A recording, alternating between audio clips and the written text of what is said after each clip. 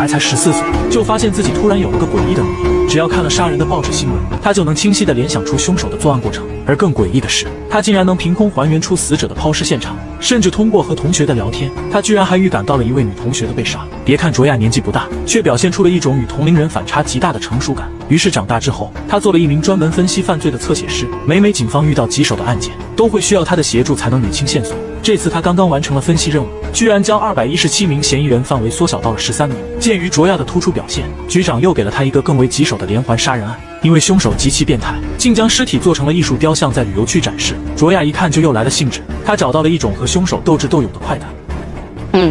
super。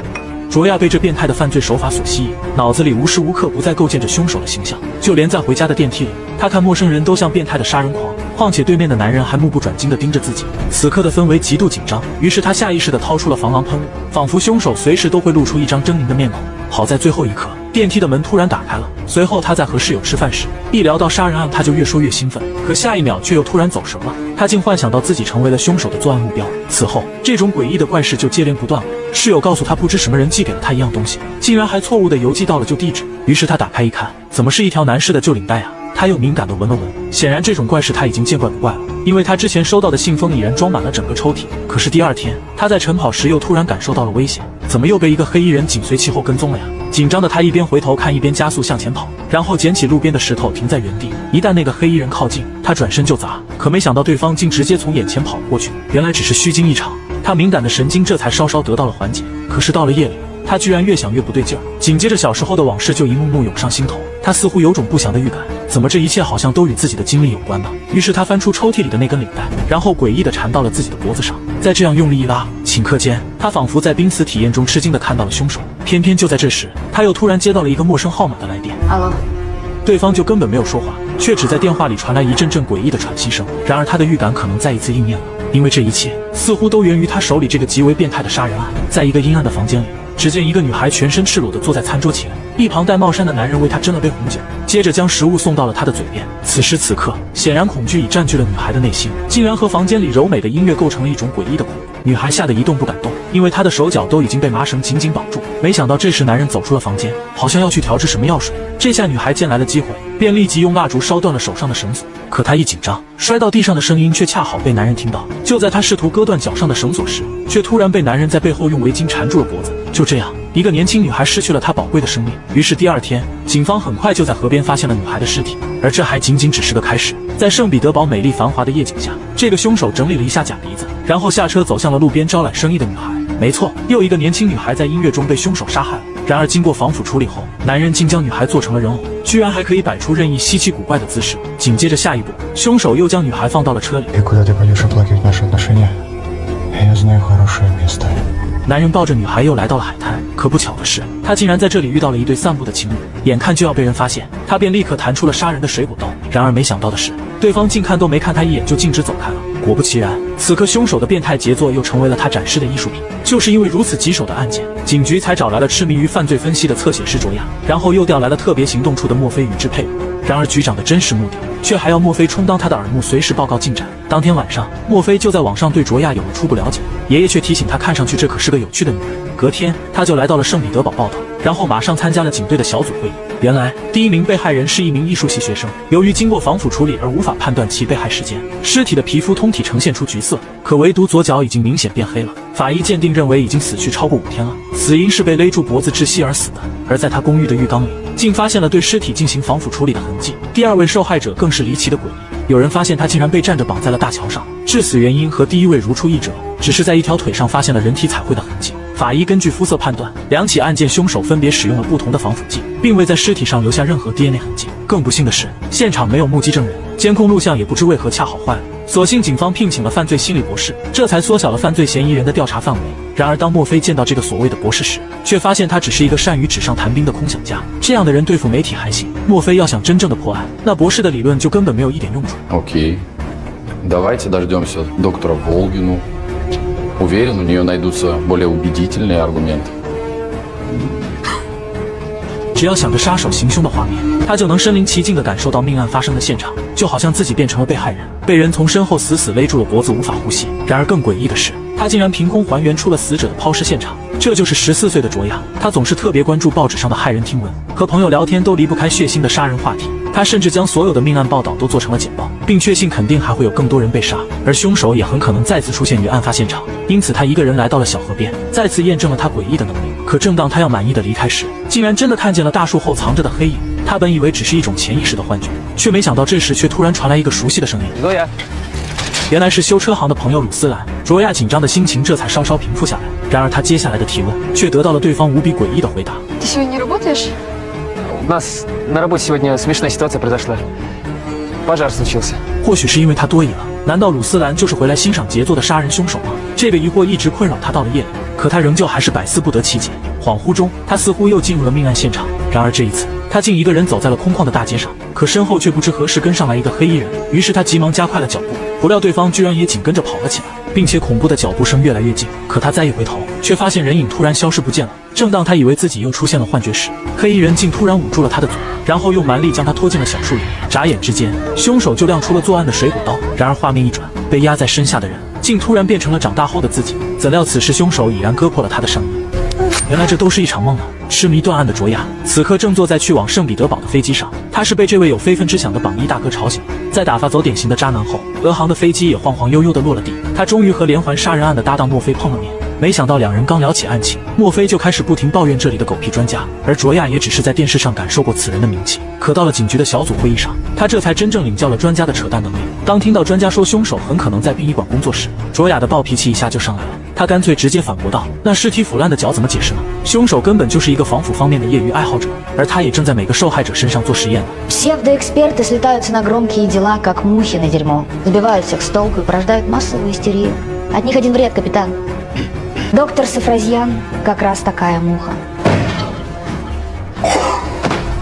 没想到战斗民族的女人果然凶猛，可紧接着卓亚竟又反驳了墨菲的提议。他认为凶手不会再返回现场去享受谋杀快感，因为案发处与凶手的幻想没有直接联系，而严防不控就是在浪费警力资源。没想到就在这时，队里又接到了发现第3具尸体的报警电话。于是卓亚跟着墨菲迅速赶到现场，这个被摆成思考者的女孩就即刻映入眼帘了。很快，现场的法医做出初步判定，被害人像其他人一样是被勒死的，因为脖子上还能看见一道深深的血印。可卓亚却注意到，死者手上竟然有一枚戒指，而前2个死者身上却没发现任何珠宝。然后他又根据皮肤上阳光暴晒的痕迹而推测，死者应该曾是一位快乐工作者，而高危人群往往是连环杀手的主要作案目标。于是下一秒，卓亚又拜访了圣彼得堡有名的殡仪馆，在他妩媚的微笑和吹捧之下，终于得到了殡仪馆老板的帮助。他心中的诸多不解也得到了答案。原来造成死者腿部的腐烂是因为凶手技术还不过关，他没有耐心去给尸体做血管的按摩，亦或是他操作不规范，搅拌防腐液时不小心漏到了左腿上。另外凶手还有个彻底的失败，因为为了美观，防腐师就必须要对尸体的嘴部进行缝合，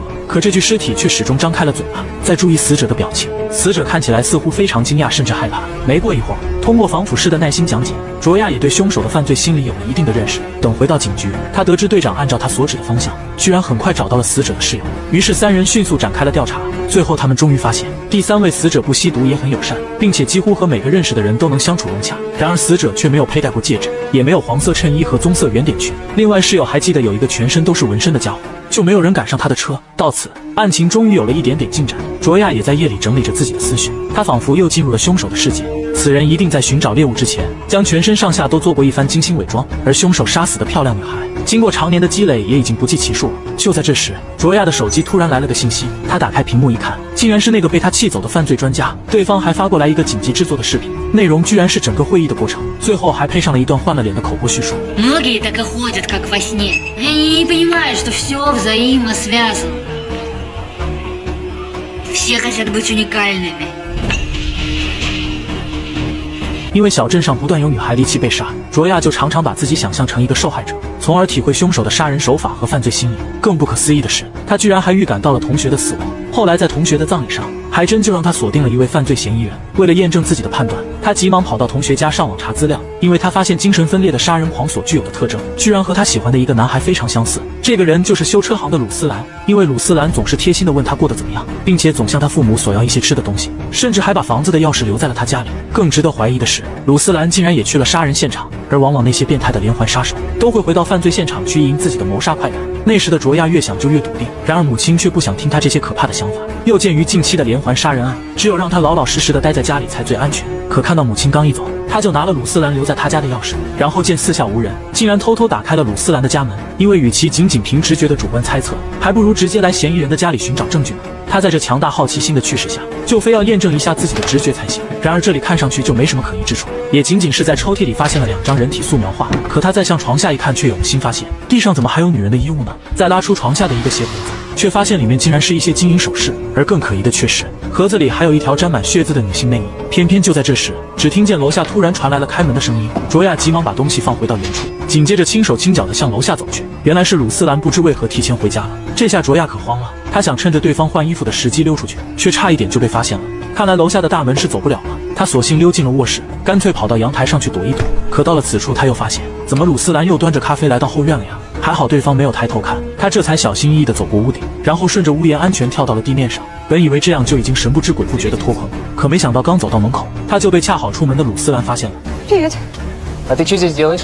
卓亚心慌的不知所措，竟编了一个连自己都不相信的借口搪塞了过去。这时幸好有个邻居阿姨经过，终于打破了此刻这诡异的尴尬局面。她急忙快走2步，头也不回地跟了上去。从此之后，这样的往事竟时常在卓亚的眼前浮现。而如今他遇到的这位变态连环杀手，仿佛也跟他童年那个悬而未决的连环命案，竟有着似曾相识的诡异巧合。然而这一次，在城市的不同地点接连发现了女性尸体，并且都做过近乎专业的防腐处理。更诡异的是，死者还被穿上衣服，还摆出了一个代表某种权力幻想的姿势。那凶手到底是怎样的作案心理呢？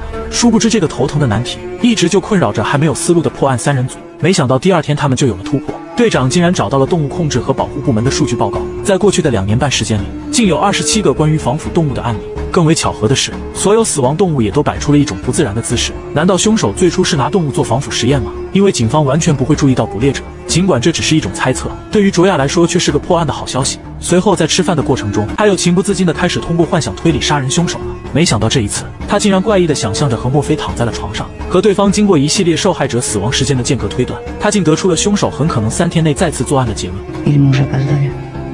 Картошку пересолили. Картошку опять пересолили. Он снова скоро убьет. 此时卓亚突然意识到，下一个被害者很可能仍旧是快乐工作者，可唯独第一位死者却是一名艺术系的学生。现在是时候该找他的同学谈谈了。随后卓亚和墨菲来到了死者的闺蜜家，他们竟然真的在这里有所发现，受害人死前居然还有个曾交往过2个月的前男友，而前男友居然就是这个闺蜜的现男友，并且死者生前正准备换公寓，因为房东就是一个可耻的混蛋。很显然，这些诸多线索扑朔迷离，卓亚又开始幻想死者和这对情侣的可疑关系了。到了当天夜里，他从上千个从事快乐工作的高危人群中筛选出了凶手可能猎杀的下一个目标，然后吩咐助手按照名单逐一打电话。而正如卓亚所料想的一样，此时在圣彼得堡迷人的夜色中，一个年轻貌美的女孩被车里的男人盯上了。她完全符合19到25岁之间的年龄特征，并且全身上下光滑的没有一丁点纹身和穿孔，还独自一人在招揽生意。她显然就是连环杀手的最佳作案目标。 Можем заехать, купить тебе одежду, как у моей бывшей. Ты будешь оставить ее себе. Но это будет стоить дороже. Договорились.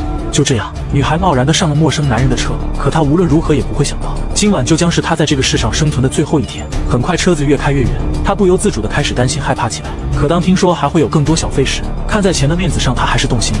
然而就在接下来的过程中，她已然被凶手是做了又一个防腐处理的作品，就像洋娃娃一样，即将成为人体标本。但这一次更突然，凶手二话不说就急着亮出了凶器，紧接着就给她戴上了手铐，再用铁链拴起来，还将她的嘴也戴上了刑具。可当凶手正要制作防腐的药水时，却发现原料刚好已经用完了，于是他只好脱去防护服，然后就急急忙忙地开车出去了。没想到就在这时，被绑架女孩包里的电话竟突然响了，他这才意识到了生的希望。他拼命地伸出双脚，竟然真的把手机勾到了自己跟前。幸运的是，这个电话正是来自于警方的逐一排查。然而此时的他却无法说话，只能对着电话发出哼哼的声响。于是墨菲将所有字母按顺序逐个说出，只要拼出绑架地的单词，警方就会在第一时间赶到现场营救。有了这种方法，他们很快拼出了前3个字母，这边也同时缩小了街道的检索列表。可就当他们在进一步排查地址时，没想到凶手却突然回来了。虽然电话里还在响个不停，然而却只剩下被绑女孩无比绝望的惨叫声。Ты меня слышишь?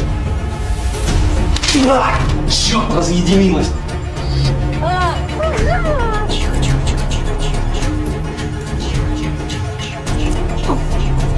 虽然女孩不幸丧了命，但也给凶手构成了极大的心理压力。由于没有足够的防腐处理时间，他已经急躁的就要疯了。再加上防腐室的地址可能已经暴露，他也只能将尸体转移到车上。谁成想警方已快速封锁了相关路段，更没想到一直追击他的侧写师居然还站到了车前，结果又差那么一点点，两人又完美的擦肩而过了。而在接下来的排查中，警方居然没能在他车厢内找到女孩的尸体。У вас там что-то потекло? Я знаю. Извините за беспорядок. 凶手就这样淡定的离开了，可那被害的女孩又去了哪里呢？很快时间到了第二天凌晨，警方终于在桥下发现了被杀害的女孩，而看着惨烈的抛尸现场，卓亚又开始不由自主的产生幻想了。只见一辆车在他的眼前停住，再仔细一看，原来是他。怎么是从小就怀疑的杀人凶手鲁斯兰啊？难道如今的变态狂魔和多年前的凶手是同一个人？而更加诡异的是，鲁斯兰竟然还朝着卓亚这边走了过来，而此时的卓亚表面淡定，可内心却已然恐惧到了极点。Зайчик, открой дверь. Я просто хочу поговорить. 原来敲车窗的人竟然是搭档墨菲。随后卓亚静静坐到了死者身旁，如今已然可以确信，死者正是那个变态狂魔所杀，而他已经在寻找下一个受害者了。卓亚又感受到了小时候那种不祥的预感，他预感到了女同学的被杀，并且笃定鲁斯兰就是凶手。可当他将推断的一切告诉给警长时，却得到了一个令人惊讶的回答。 Это точно не он. Откуда вы знаете? 原来女同学被杀的时间，恰好鲁斯兰有不在场的证明，并且有多达78人可以为他作证，就连警长也和他一起在寻找失踪同学的队伍中。卓亚顿时无语了，可他依旧坚信自己那诡异的直觉。然而接下来的一幕，却令他不禁开始怀疑人生了。为了安抚整日提心吊胆的母亲，父亲居然问出了警方基本确认的真凶。 Ладно. Лучше никому ни слова. Я могила. Сильного руба. 此刻的卓亚懵了，怎么是那个懦弱的男同学啊？难道他是被人欺负而起了歹心吗？那又怎会将黑手伸向了不相关的女同学呢？而警长却向父亲给出了解释，凶手每天都像尾巴一样跟着女同学，而最令人发指的是，女孩被发现时不仅全身赤裸，脖子上竟然还系着一条深灰色的领带。从此之后，父亲就再也不相信卓亚的诡异想法了，并叮嘱他老老实实待在家里。镇上的大人们已经组织全体会议要捉拿凶手了，可偏偏就在当晚，当只剩下卓亚和妹妹单独在家的时候，却突然传来了开门的声音。姐妹俩还以为是妈妈回来了，可卓亚走出卧室一看，怎么是鲁斯兰鬼鬼祟祟的闯了进来啊！刹那间，全屋的空气都被可怕的恐惧占满了。他慌忙锁上房门，紧接着又冲动地搬了桌子挡在门前。他担心这样还不够保险，又急忙搬倒了书架抵住桌子。此刻的卓亚已经激动至极，可门外的鲁斯兰却只想和善地找他谈谈。但尽管对方不断耐心地解释，可他就是不肯开门。于是无奈之下，鲁斯兰还是选择了默默离开。姐妹俩惊魂还未定，可卓亚听外面已经没了声响。他刚想要开门查看，就突然被一股蛮力撞到了桌角。只见门缝里伸进来一只可怕的黑手，原来鲁斯兰就根本没走。此时的他也显露出了狰狞的面容，并且不断变态地描述作案细节来刺激卓亚。Тебе понравится, малышка. 紧接着他就开始疯狂地砸门。卓亚见状，立即打开窗户，大声向邻居呼救。可全镇的大人都已经去抓凶手了呀！但幸运的是，那个年迈的大妈终于听到了声音，并且及时拨打了报警电话。而鲁斯兰也已经感觉到了无法得逞，便急匆匆地溜之大吉了。姐妹俩这才松了一口气。没过多久，小镇又恢复了往日的平静。原来鲁斯兰当晚就离奇地消失了，还谨慎地清理了家里所有的痕迹，就没有人相信他是个变态的杀人狂，还传言是卓亚的疯狂把他吓跑了。而警方又逮捕了那个可怜的男同学，就这样稀里糊涂地匆匆结了案。而卓亚心里却一直有个疑惑，鲁斯兰是如何编造了不在场证明的呢？从此之后，卓亚就开始收到邮寄来的信封，可打开里面的东西一看，竟然就是那条用于杀人的深灰色领带。而如今他收到的领带已经装满了抽屉，这似乎也在无形中揭示着一个定律：难道每一条用于杀人的领带都代表了一个年轻女孩的生命吗？而同样在祭奠死去女孩的桥头，一位记者也恰好发现了一个诡异的信封。随后他以粉丝的身份找到了卓亚，并将信封双手奉上，他想以此换取一些连环杀手的最新消息，再加之伪专家恶搞的视频疯传网络，如果不能满足他的小要求，他完全可以用负面报道诋毁卓亚的生命。 Я могу вам дать только 24 часа.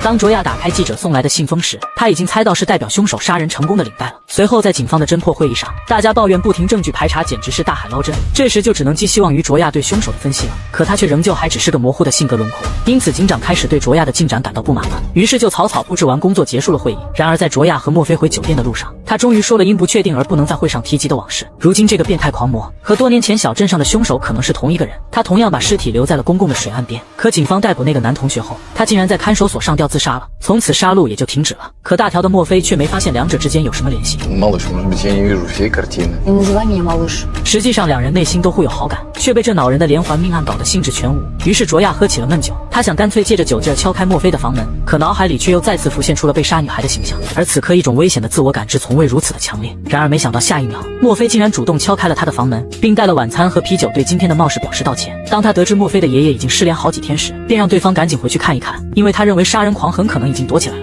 同时队长也将两人放到了替补席上，仅仅一天不会改变任何事。Тогда 此刻看着迷人的墨菲，卓亚又开始情不自禁的幻想了，也仅仅就是一个美好的幻想。第二天，他又试着调出了之前3年的所有谋杀记录，竟然真的发现了一位21岁的死者，而死因又恰好是被勒死的，并且至今没有找到犯罪嫌疑人。紧接着他又查到尸体被肢解，作案现场也同样没有留下任何 DNA 样本。如果假设凶手恰好与本案是同一个人，那他一定是在这之后才想到防腐技术的。卓亚想到这儿，就已经在心里有了进一步的计划。于是，在墨菲不在的情况下，他开始了一个人的相关调查。他先是找到了那位21岁女死者的未婚夫，盘问良久后留下了鲁斯兰的照片，接着又找到了本案第一位死者的闺蜜。可女孩正在为男友的夜不归宿而喝闷酒呢。无奈她留下照片后，又去约见了那个勒索她的新闻记者。Я подарю вам эту историю. Обещаю. Но вы не станете ее публиковать, пока я не разрешу. И за мной останется последний слово.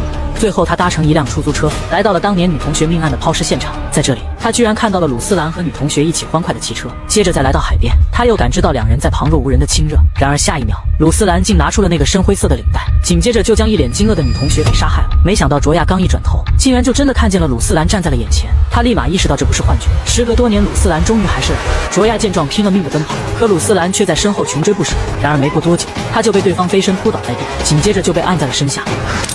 Сука, только пикни. Я тебе холодку перережу. 变态的鲁斯兰逼迫卓亚来到当年杀人的地点，然后命令他跪下。此时如果不出意外的话，他即将在此地葬送了小命。可正当鲁斯兰掏出一条深色领带时，卓亚猛然扑向前方的石块，竟然直接就砰的一下砸了对方的脑袋。可他还想继续还击时，却突然被对方的刀插进了肩膀。此时此刻，双方都已然身受重伤。可战斗民族的女人竟是如此的凶猛啊！她竟然硬生生拔出了插在肩膀的刀，又飞身插向了对方的大脑。卓亚满眼坚毅的凶光仿佛在暗示，不如咱们现在就来个了断吧。而鲁斯兰一看占不到半点便宜，便拖着被扎的腿一瘸一拐逃走了。侧写师卓亚与20年前的杀手拼死一搏，终于死里逃生，被送进了医院。可此刻他的大脑却在飞速的运转，仍旧在复盘着整个事件的全过程。医院的走廊里，刚休假1天就出了事的调查员墨菲也及时赶回来，守在了门外。好在卓亚的身体并没有什么大碍，他紧张的神经这才稍稍有所缓解。可他刚坐下就陷入了回忆，在3年前的一次抓捕嫌疑人的任务中，他在情急之下将其击毙，后来居然发现他们抓错了人，这也是他被从一线转岗到调查员的根本原因。就在这时，圣彼得堡的刑警队长走了过来，他这才知道卓亚被袭的始末。原来当时卓亚刚下出租车，紧接着就又有一辆车跟了过来。当他走向海边时，杀手就已然在他身后了。然而出租车司机却并没有在意，还以为是小两口说好去海边搞秘密约会呢。可没几分钟就看见男的一个人出来了，司机出于好奇才去海边，恰好救了卓亚。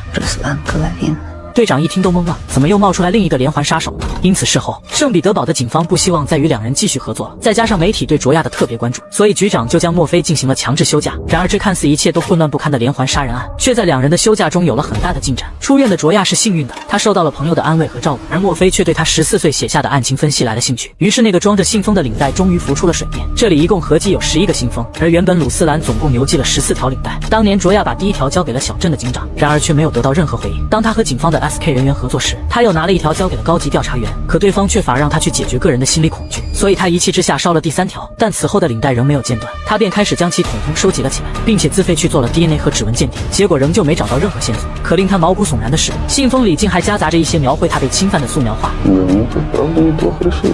而之所以没有人相信卓亚指认的凶手，是因为鲁斯兰偏偏有不在场的证人，就连警长也和他在同一个搜救队里，甚至自己的父亲都能为他作证。因此他怀疑要么是有2个凶手，要么鲁斯兰在搜寻过程中偷偷溜走，杀人后又若无其事地返了回来。然而这又与如今的圣彼得堡防腐女尸案有何联系呢？随后墨菲说出了自己的看法，那个鲁斯兰应该是看到了网上卓亚被恶搞的视频，这才又挑起了他压抑已久的变态兴趣。而那个对尸体进行防腐处理的杀手，应该是另有其人才对吧？也许这一次恰好就是卓亚的直觉出了问题。Он одержим тобой, в этом нет сомнений. Ну и ты одержима им.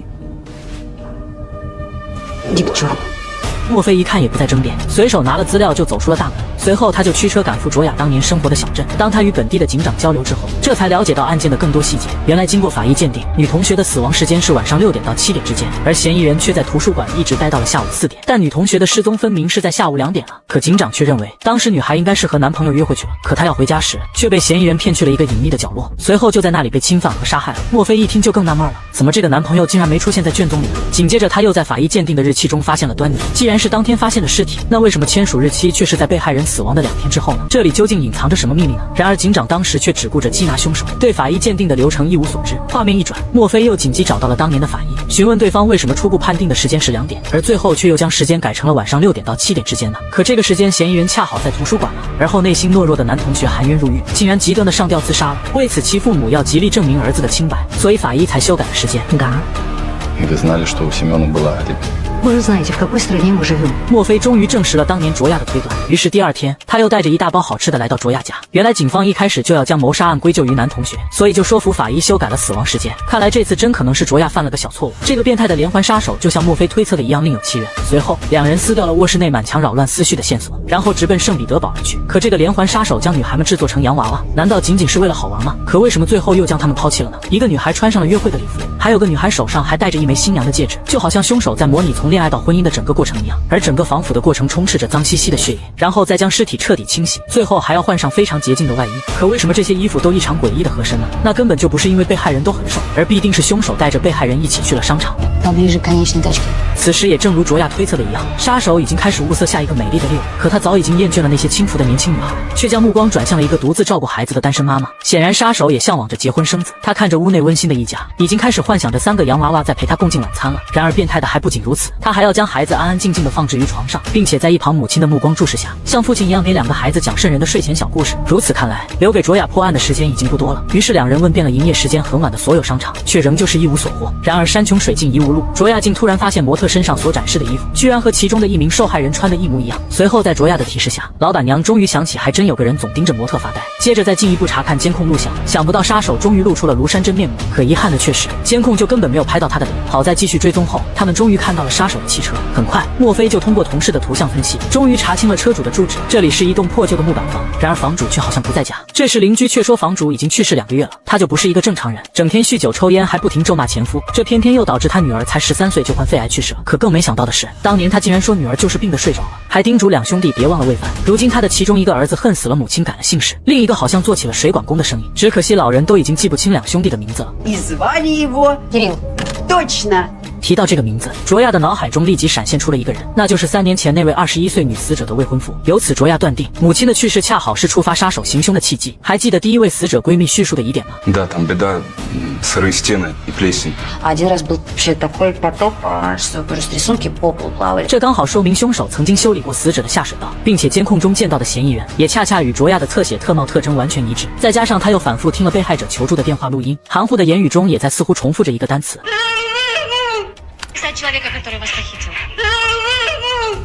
当卓亚一个人前去调查时，也恰好发现工厂里确实有几辆面包车。然而还有个疑点并不相符，因为那个未婚夫搬了不太重的货物之后，居然就立马开始腰疼了。那他又是怎么轻松搬运尸体的呢？况且他还已经和死者订了婚，那就仅仅只剩下一种可能。Другой брат. А что, если его брат тоже сантехник? Кирилл есть работник. Он убил невесту брата. Дождался, когда Кирилл точно не будет дома.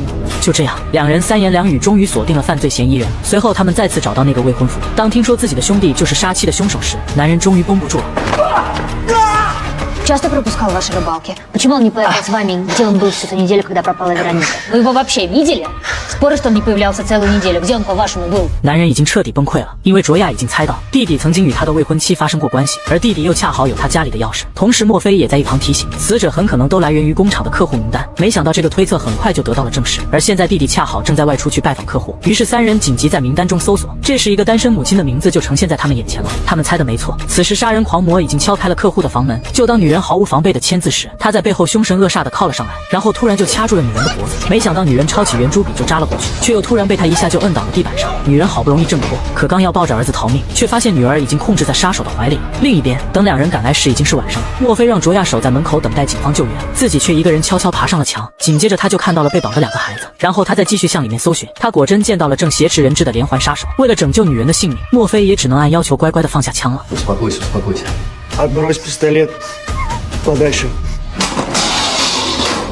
尽管莫非一再好言相劝，可杀手却反而情绪激动的不停大喊大叫。就在这时，卓亚竟然在身后悄悄出现了，这下杀手更加激动了。然而接下来的一幕，竟然把身经百战的莫非都看懵了。只见卓亚不停地用温和的语言安抚杀手，又为了表示自己没有携带任何武器，他竟然当众就脱下了外套，然后说愿意和人质交换位置，并且还会主动跟对方上面包车，还可以用莫非的手铐铐住双手。如果这样诚意还不够的话，他干脆连裤子也直接都给去除了。在卓亚充满挑衅的言语之下，没想到杀手的思路已经被带的又开始幻想了。就在关键时刻，拼了命的卓亚终于放了最后的大招。当莫非用手铐铐住他的双手时，也同时见到了别在他腰间的手枪。И тебе, и мне будет кого любить.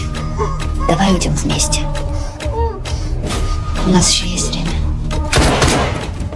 就这样，令人谈之色变的连环杀手终于被莫非抓获了，人质也终于安全得救了。卓亚这才松了紧绷的一口气。事后，他竟然通过新闻媒体成了名人，就连他的朋友都有人来找他合影了。而那个大记者又抛来了另一个橄榄枝。Хотел поговорить о книге. Книгу о докторе Зое Волгиной. И предлагаю вам сделать это вместе. 卓亚与莫非的感情也莫名的暧昧了起来，而局长也正在考虑招募莫非进入特别行动小组。然而这看似完美的结局，却又再次掀起了那永不停歇的波澜。卓亚又收到了匿名信封，里面装着的依旧是一条旧领带，除此之外，竟然还有一张朋友和鲁斯兰的合影。